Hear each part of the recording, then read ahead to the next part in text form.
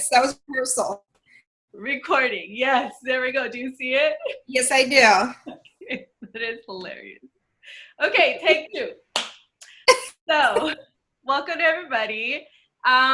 We are here. I'm here actually with one of my really good friends, Wendy Hodgen. We've known each other for about 10 years now. We met at work, and it was an instant spark that we had, and we've been friends ever since. Yes. And we actually started a conversation 2 days ago. I was actually coming home from the Bay Area, and we sat in a car, and you were, I believe, at home, and we talked about an hour about what's going on right now in the world. Yeah. And the reason why we felt like this was something that we needed to talk about was because it's been impacting your life as well as mine. And we just want to show support and give our opinions about what's going on and awareness. Yeah, exactly. Yep. So you actually did a rally at work, which you posted on your Facebook. Yes, I did. I know before that we had conversations through text, and I could feel that you felt some type of way, and that you needed to get it out, but I felt like you didn't know how to do it at that time. And yes. I felt the same way, because I felt like I want to show my support, but I was so afraid to start a conversation because I didn't know what to say, because I didn't know how you felt, and I didn't know what I could do to try to make you feel safe, which scared me. Okay. I feel like I've never felt that before with any of my friends. Like, I always have something to say back to kind of be like, be positive, be strong, you could do it, you know what I mean? And I just felt like you do. with all of this, I felt like I couldn't say anything for you to feel okay about the situation that was going on. Yeah. So well, I'm glad that you said that, because I didn't realize that, right? I mean, I could tell that you were struggling with kind of what to say, but so that helps me understand your perspective.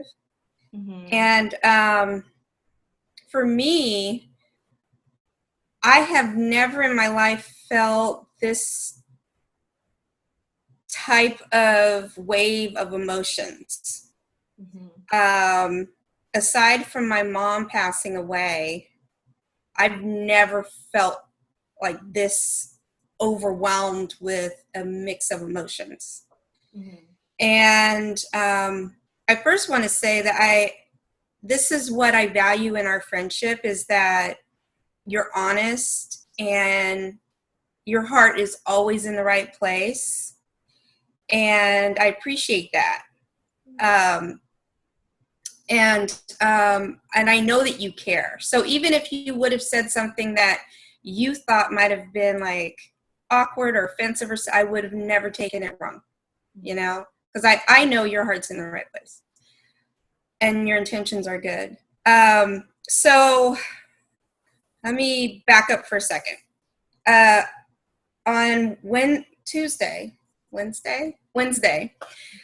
we had a kneel-in throughout all of our locations at Gardner Health Services. So if people want to Google it, we do have a Facebook page, Gardner Health Services, and it will show all the photos and video, but it doesn't show my speech.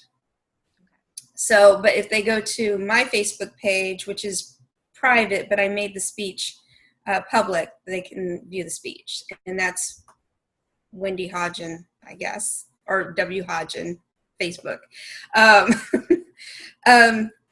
Or I think maybe there's a link on the Wild Woman Tribe. I'm not sure.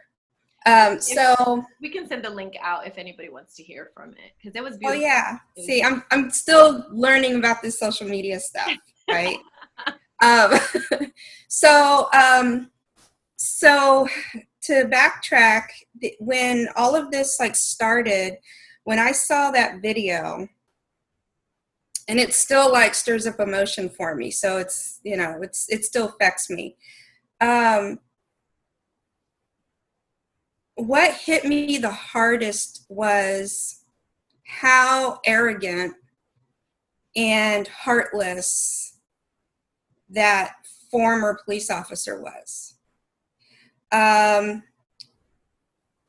seen, you know, hunters, I've known hunters, and from what I understand, I don't hunt, but from what I understand, that type of position with the knee on the neck is the position they take to wait for the animal to stop fighting after they've shot it. Wow. And that's how they control it. So if it's a deer or what have you, they put the knee on the neck because it stops the blood flow. And anyone in the medical field knows, you know, if you press hard enough, and it also restricts the airway. So that is like one thing that hit me was just the position, the look on his face, broad daylight, wearing the uniform that is supposed to represent protection and safety, and law enforcement, right? And that was basically the straw for me personally. And as you can see, you know, from all of the different protests, it was the straw for a lot of people throughout America and the world, actually. Most definitely, yeah. Secondly, what it represented was the type of pressure and control that the power structure, when I say power structure, I'm talking about the white politicians and lawmakers, not all white people, but that group, that structure of people that have continued racism throughout this country, having that type of control over Black lives, restricting what we can do, where we can go, I mean, everything. And so it all just like hit me in a wave of emotion. And I like to promote peace. I really do. I like to try my best to make change, positive change through peaceful ways. And I try to come from a source of love when I talk to people that I disagree with. It's hard, but I try. But that just set me off. And it hurt deeply. It hurt because it sent a signal that it wasn't like he wasn't even trying to hide that he was racist. He wasn't even trying to hide that he was doing something wrong. Like it was just, it was disgusting. It was disgusting. So many emotions came up, and then, you know, each day after that with, you know, what was going on in the news and what was going on locally and the marches and everything. And I can't go out and march because of certain health conditions I have. It was hard because I've always been active in some way with different social issues. I was president of our Black Student Union in college. So I've always like promoted equality for, you know, people of color, for women, all of that. So it was hard because I thought I can't do anything. I feel helpless. So, you know, you've got all that compounded, and then that incident triggered like all of the wrongdoings that I've experienced personally with being a Black woman in America. And I know that there's going to be at least one person out there that says, well, you don't look Black. I am Black. and the racist people know I'm Black. So I am Black. I'm African American. So and I've dealt with racism my whole entire life. So that's a lot to deal with. And what I think has happened is a lot of people in America that have not experienced racism themselves weren't aware of how bad it is. And I think that when that happened in broad daylight and he was so cavalier about it, that's when everyone said, what in the world is going on? I think you said it perfectly. I've experienced racism. I'm Latina, and I felt like that was just to a whole different level. And the sad thing was and is that there are so many cases like this that have happened that nobody knows about. And it was what I told you when we were speaking in the car. I feel like there's so many different news, and when something big happens, like something like this, they start talking about it in the news, and it's this big thing.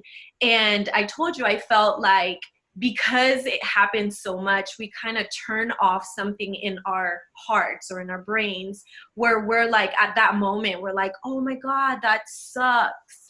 But then at the same time, it's like, oh, what am I going to go eat for lunch today? You know what I mean? So I feel like this just made it so raw and it was so evil, because I don't think that there's another word to call it, that people had to pay attention. And people had to say something, because it wasn't just him. The other cops stood around and helped him. Right. And there's something that needed to be done.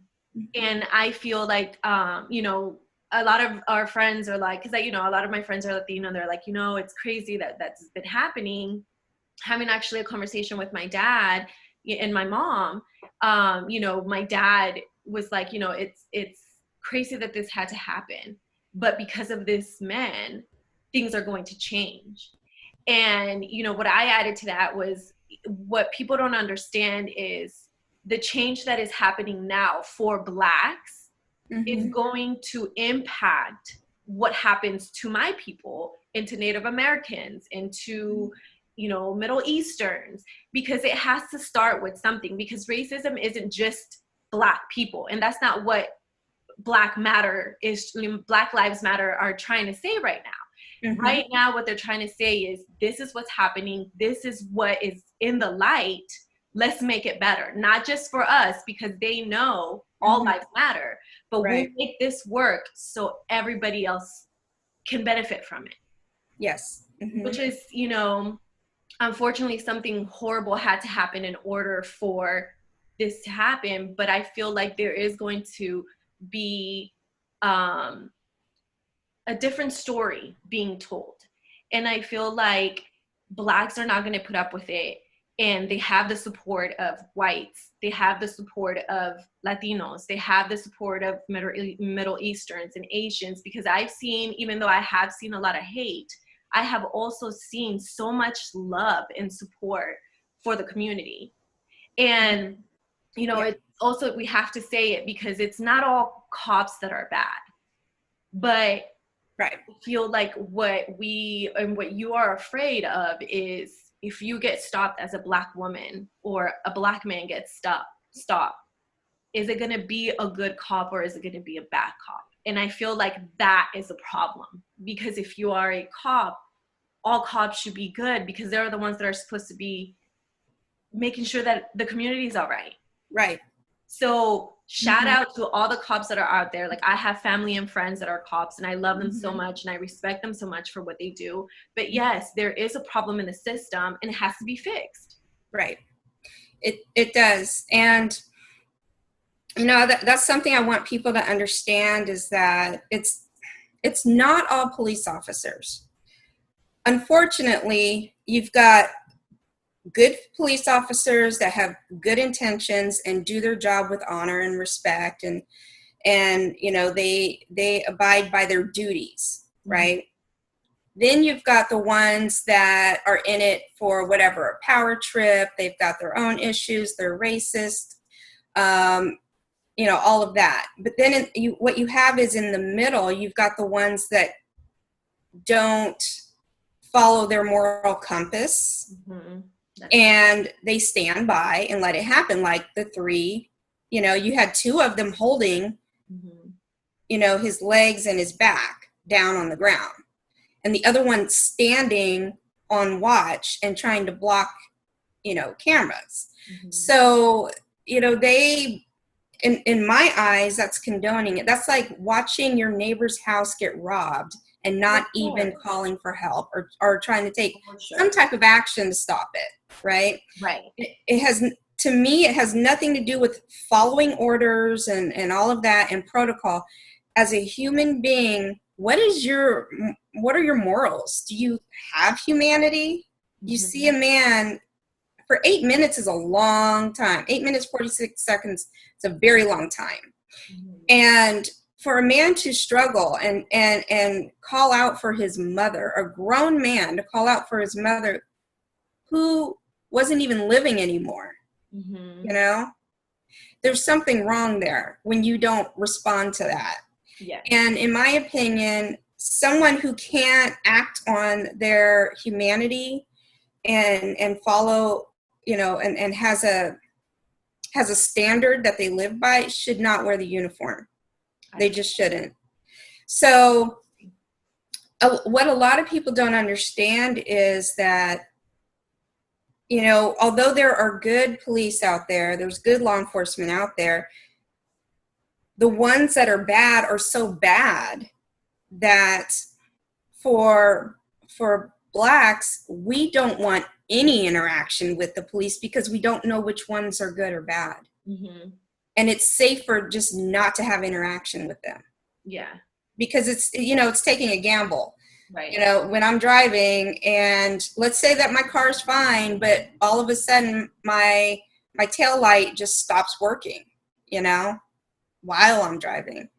I get pulled over. You don't know if you're going to lose your life at that moment because you don't know what's going on in that officer's mind. If, you know, they are a moral, compassionate person that wants to do their job correctly, or if they have other intentions, if they have a different agenda. And so, you know, it's tough. And that's why there needs to be a lot of reform. There needs to be oversight for the police from citizens. And there needs to be, their records need to be public, because right now you can't access and see which cops have had complaints. This guy had 17 or 18 complaints. After 2, there's a problem. I think after 1, there's a problem. Right. Well, yeah. I mean, yeah. I'm just saying, you know, after 2, there starts to be a pattern, right? Yes. And so there's a problem with his supervisor, the system, everything, you know. So it's the system of it, like you said. It is. It is. And what happens is within that system, you have your regular people that go about their day. They don't have any like agenda, right? But then you've got these police officers that join the force with bad intentions that belong to, you know, whatever social group they belong to, that think that this is their duty to harass and harm, you know, people of color. What a lot of people don't realize is when way back in the day, I guess like 1600s, when they had enslaved Africans in the United States, they would of course try to run away. Who wants to be a slave, right? who wants to live that kind of life, be beaten, told what you can eat, when you can get up, when you can go to bed, when you can go to the bath? I mean, just every day, and you're not getting any pay. You're never going to be free in your mind. So you're going to try to get away. Anyone would.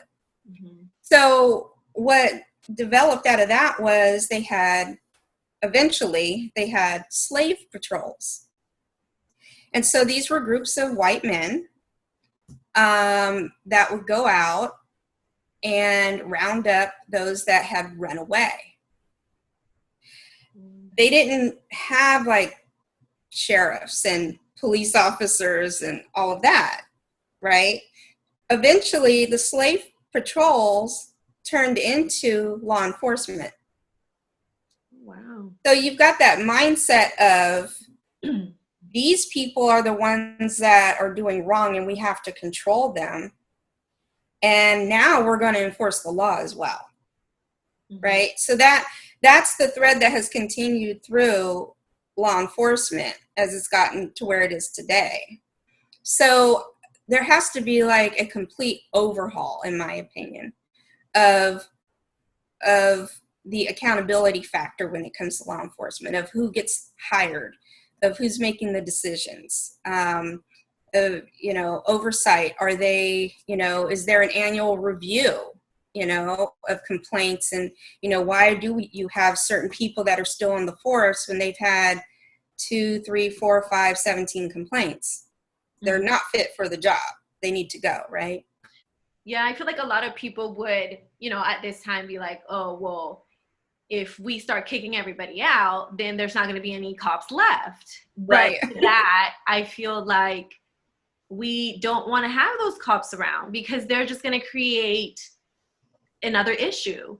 Mm-hmm. So, is it that we're trying to put a Band-Aid over something? Right. And right now everybody's just going to be like, yes, Black Lives Matter, and we're going to change things, and we're going to do things differently.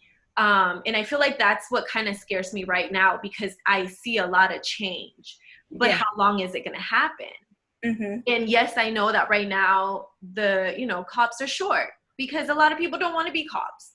Right. And, I feel like they're there for a reason, and the good cops are there to protect, and they do their job, and that's great, and that's amazing, and I'm grateful for that. But I feel like, yes, people that have done harm, people that have not shown compassion to other races need to be taken out of it. They need to be out of the uniform. Right. They're creating anxiety for people, and they're creating a world where we can't trust the cops, and we can't trust the people that are supposed to be taking care of us. And that's something that really needs to be looked at and changed because, I don't think that there is a reason why anybody should ever try to harm somebody. I mean, unless you have a gun to my face and you're about to shoot me, then I'm pretty sure that there's something else that can be done. Definitely. Yeah. So, and I think the most upsetting part is that I feel like if you don't look white, then that is already an issue because, Blacks are looked at in a different light. Latinos are looked at in a different light. Like even in the movies, we're always playing gangsters and yes. And so I feel like that narrative also needs to change because there's doctors, there's lawyers, there's people that are making a difference in the world, but yet literally every single movie, you're either a thug, you're either a football, basketball player, or some type of sports person. Right. And or a rapper. Or a rapper. And there's nothing wrong with, right, but it's like, we are other things. Exactly, right? Exactly. So I also feel like the media and the things that we feed not only ourselves, but me, like as a mother now, we had a conversation with Gabe where it was like, we make jokes of other races. That's just the thing we do. Everybody does it. Everybody makes jokes about other people's races. And I'm super guilty for it. And there's slang that I use because I used to use it when I was younger, and people never told me it was wrong because that's the people that I hang out with. So everything was fine. Mm-hmm. But now with everything, I told Gabe, like, I don't want Z to ever feel that she needs to put anybody else down or make a joke about anybody else's ethnicity and think that it's okay to do it. I mean, I'm pretty sure that it's going to happen, but I want it to be a guideline in my house that that's not what we do. Right. Because at the end of the day, I feel like it starts chipping away to the type of person that you want to be, because then you're going to be put in a situation like this. And if all your life you've been taught that you shouldn't respect another person, another human being's life, then you are going to be like, well, what was he doing? Right. Well, maybe he deserved it. Or, you know, you start making it okay. Yeah. Mm-hmm. Because of whatever reason. And I'm sorry, this is just the way that I feel personally. I don't care what it is that you were doing. I don't care if you were giving a bad check. I don't care if you were, you know, trying to steal a piece of candy. Like, you know, you can't kill people, period. Unless they're threatening your life, then yes, of course, you have the right to sit here and protect your life and your family's life. But if it's somebody that is like this man, he was on the ground, he was handcuffed, he had other people around him that were helping the other cops. Like, what else could he have done in order for you to be like, okay, cool, let's not beat his ass? Right. Like, that's what bothers me. And, you know, I shouldn't be cursing, but it's okay. I always curse, so it's okay. You didn't say like the really, really bad words. No, right?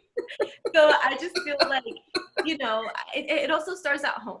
You know, we can talk about the system and, you know, everything out there, but I feel like it starts at home. Like, what are you teaching your child to, like, do you tell them that a race is better than the other race? You know, like my nephews, they were being made fun of because they're very dark skinned. They're like darker than me. And it was sad to have my 7-year-old nephew come to the house like, oh, people keep calling me black and I'm black. And I was like, wait a minute. First of all, because you're black, you shouldn't be upset about it. Like, you're dark skin, it's okay. You know, another person I feel like could have gone over there like, why are you calling my kid black? He's not black. You know what I mean? And it's just a matter of sitting down with your children and saying, hey, you're darker than other people. Totally fine. There's people that are your same color. It's okay to be that. You know, like, and they're so young. Right. Like, that's, you know, like, I feel like it has to start at home. It has to start that young.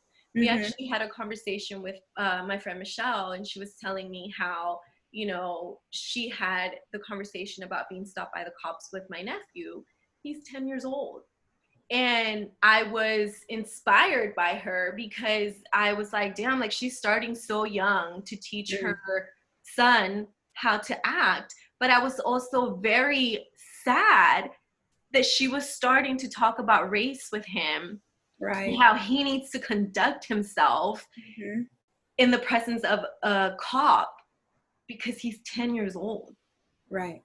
He's not going to drive for 6 more years. Like, you know what I mean? But she was telling me, like, he has to be able to know what he needs to do because I've never done it. She's like, you know, I'm super white. So everybody always thought, you know, I was not another ethnicity other than white. But with him, he's half black. So you can tell. And she's like, you know, it was super sad. It was very, I think every conversation that I had with my friends, like starting with you, with my other cousin that has 2 boys that are half black. I mean, just my whole family is so mixed. And I can't believe that we never had the conversation that we're having now. And, you know, my mind was open. My eyes were open. I knew about injustice and I knew about racism, but I feel like now it's just so different. It's so different to talk about with the people that I love. because I want to protect them, and I want them to feel love. Like I love you. When you were, you know, we were texting back and forth, I was like, dude, I can't believe she feels this way. And then it was like, I wanted to be like, but you're going to be okay. And then I was like, but that's not the right thing to say, because she's not going to be okay right now. So, you know, what would be one thing that you would like to hear for people to talk about with their friends, that, you know, if they're non-Black and they have Black friends? Because I feel like the conversation is so hard to have. And to be able to tell your friend that you love and you respect and that you know that you would like die for, to just be like, it's going to be okay, it's not enough.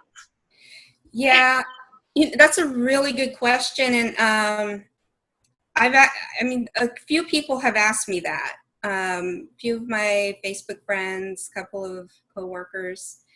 And because I do have a diverse group of friends. And we've never talked about race. I mean, the people that, you know, do have issues with race aren't my friends. Right. I know. So, what is that? right. So, you know, I thought about it, you know, and I meditated on it. I did, because I was dealing with my own feelings, and not to be cold or heartless, but it was hard because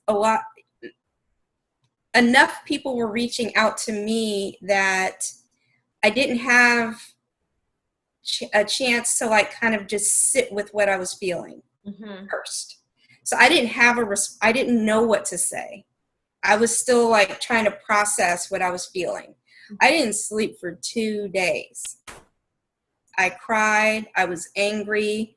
I mean, it just, you know, a lot of different emotions. So, but at the same time, I appreciate, you know, the concern, and I wanted to respond, but I didn't know what to say. I couldn't form the words. So, but now what I can say is, for me, I would rather have people ask me exactly what's on their mind. Like if they have a question, ask it. I don't want people to worry about like offending me. I would rather have an opportunity to educate, to clarify, to answer those questions that they may have. Because they're coming from a place of, and I don't mean this as a criticism, but ignorance, right? Yeah. You don't know what you don't know. If you haven't been followed in a store for 30 minutes while you're shopping, you know, on a regular basis, you don't know what it's like. Right. So I would rather them ask the question, and, you know, I will do my best not to judge, and I will address it.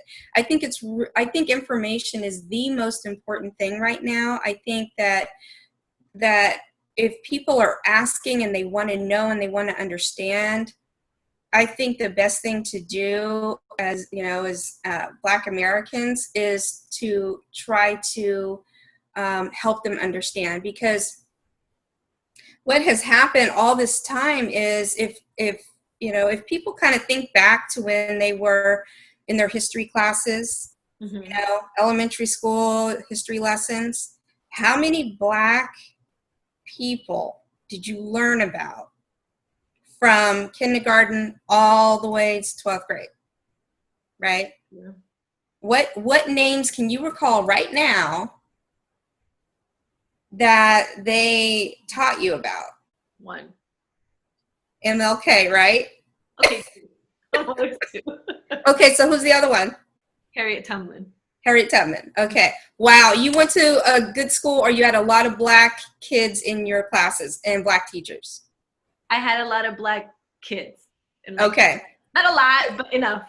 Enough, right? Because Harriet Tubman usually does not come up unless it's a diverse classroom or a diverse school. Oh, I did not know that. Yes. Oh. So you know, there's a few, right? So, and that's a question I really want to ask people is, you know, right now on the spot, how many Yeah. Black individuals can you name that you learned about through, your schoolwork?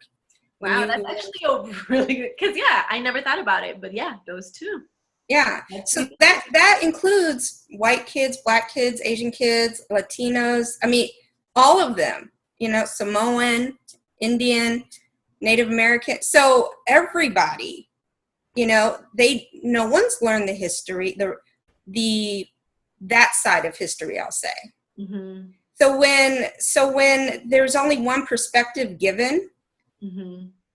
and you're only learning the history that the power system wants you to learn, then how are you supposed to know certain things about Black people, right? So, and there's some people that say, well, people need to read, but if you don't know something, you don't know that you don't know it.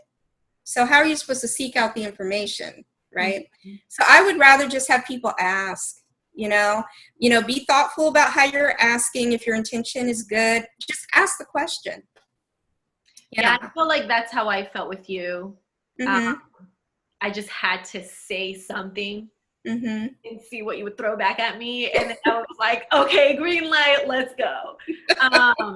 Because, I have so many African American friends and I've always been around them. But like you said, the race card never came up. Mhm. We saw it because I lived in Belmont when I came from El Salvador. And it Mhm. was definitely all white. And when I got to high school, we ended up going to Carmont, and Carmont, all of the East Palo Alto residents used to come over to us.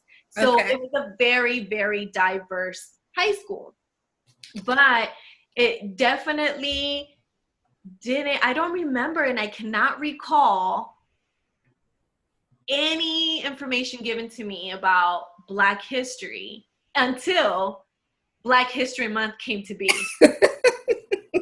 And then Black History Month came and it was like, bam, 1 month, let's go. You know what I mean? And you Mhm. started to learn about it. But you're right. Like I was saying, everything starts at home. Everything starts when you're young. Mhm. You have to be educated. And I feel like parents have to educate themselves, not only in your own culture. Like, I'm from El Salvador. My parents always taught me my culture and my roots and where we come from, whatever.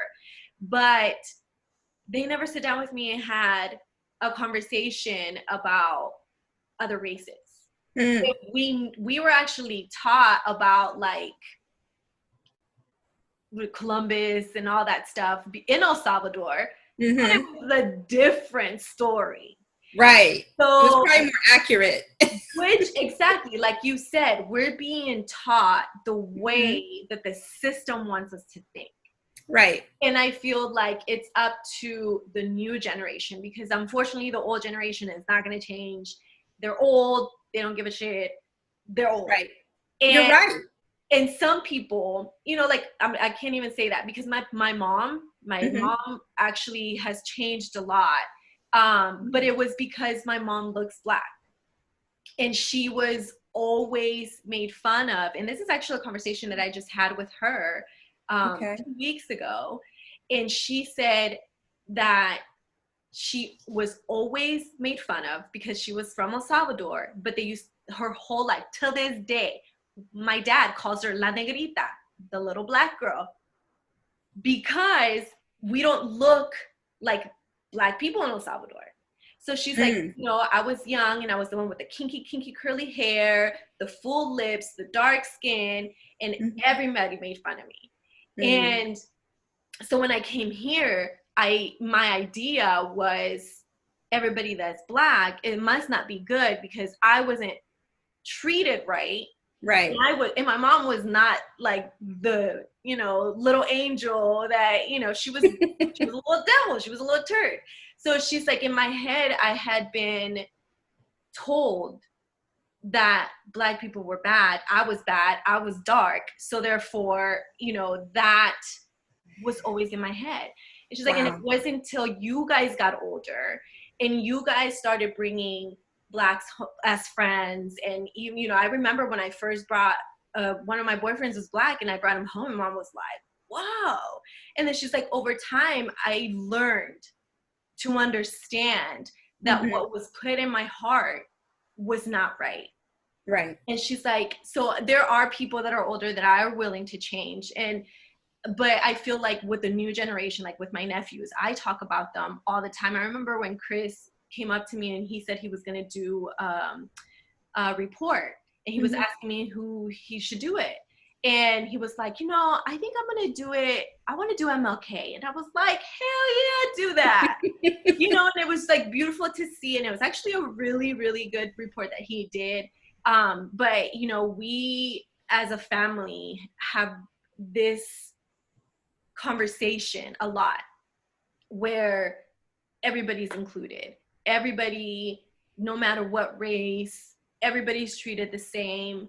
If you're a good person, you're a good person. We can't sit here and start trying to look for things that make you bad. Like, if you're a good person, that's it. You're part of our family. We take you in. We love you. We don't sit here like, oh no, you can't be friends with this person, or oh no, this person's that, you can't be that. You know what I mean? So it's all about rewriting history. I think that's what needs to happen now. We don't need to forget, because it has to be said, like all the injustice that has been happening and that has happened before need to come to light in order for us to move forward. And then right from that history, and hopefully this happens where everything that happened is horrible, but we as human beings actually became better people from it. Yeah. And made the entire world, not just the United States, but the entire world understand that it doesn't matter where you come from. If you're a good person, you're a good person. If you're a bad person, you're a bad person, period. It has nothing to do with color. It has nothing to do with background. It has nothing to do with genders. It has nothing to do with nothing. Exactly. Just, you're a good person. You treat me right. You make my life better. Therefore, let's go BFFs for life. Like, right. That's all, like, you know, that's all that it matters.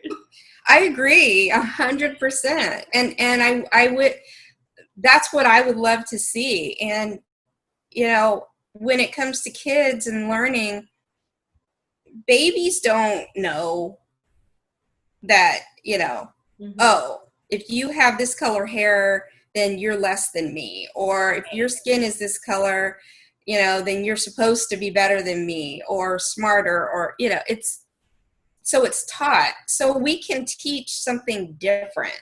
You know, we can change what the message is. Yes. Yeah. And focus more on, like you said, if you're a good person, you're a good person. And, you know, that's what's important, is like a person's character, who they are, how do they treat other people. Right. And, you know, I think like that's the conversation that we had in the car a couple of days ago. And that's why we wanted to get on here. This is the first time we ever do anything like this. I tried to. Well, I think it's going pretty good. I don't even think we need to like cut and edit. Like, it's actually a conversation that we're having with friends just about whatever's going on in the world. But I feel like it's good. I think it's good information. It's good for people to see, you know, a Black woman, a Latino woman actually having a conversation that is scary to have. It is. Me, like, I feel like last week, I'm always very vocal about how I feel, and I'm always very vocal about injustice. And that's just the way that I am. But I just felt like I really could not get the words out on how to feel, first of all, and how to support. And I feel like this is us supporting, and this is us showing the world that two different races can be best of friends, and can be in a situation where somebody might be scared to actually start the conversation. But when the other person is amazing, there's going to be a way that you're going to figure it out, and the conversation is going to be had, and you're going to learn from it, and you're going to grow from it. And it's just, to me, this is a beautiful thing, Wendy. I love you. I respect you so much. I look up to you like my mentor, my big sister. Every single time there's a crazy idea that I'm like, should I do this? I'm like, hey, Wendy, let me tell you what I think I should be doing. You're like, go do it. You know what I mean? So, it's just, I think more people need to do this. Yeah. I feel like if you have a question, like you said, and you have a friend that's Black and you don't know, you haven't had the words to reach out and say, hey, how are you feeling about this? Then this is how to do it. You just have the conversation. Have the conversation. We're going to title it, Have the Conversation. Seriously, just have the conversation. Scary, it's raw, it's, you might disagree with whatever is said, but at the same time, you can disagree with somebody and still be good friends, still respect the other person's perspective, and be cool. Like, I disagree with Gabe all the time. He's my husband. And half of the time I'm like, no, dude, whatever. I still love him. You know what I mean? It's the same thing with your friends. Like, there might be things that, you might say or that I might say that you're like, nah, Emily, I don't agree with that. And I could be like, valid. I get what you're trying to tell me, but I'm going to stick with mine. You know what I mean? And maybe down the line, I'm going to be like, maybe what Wendy said was right. I'm going to change my perspective. You know what I mean? Yeah, because I've been there too with you as well. I was like, Emily's right.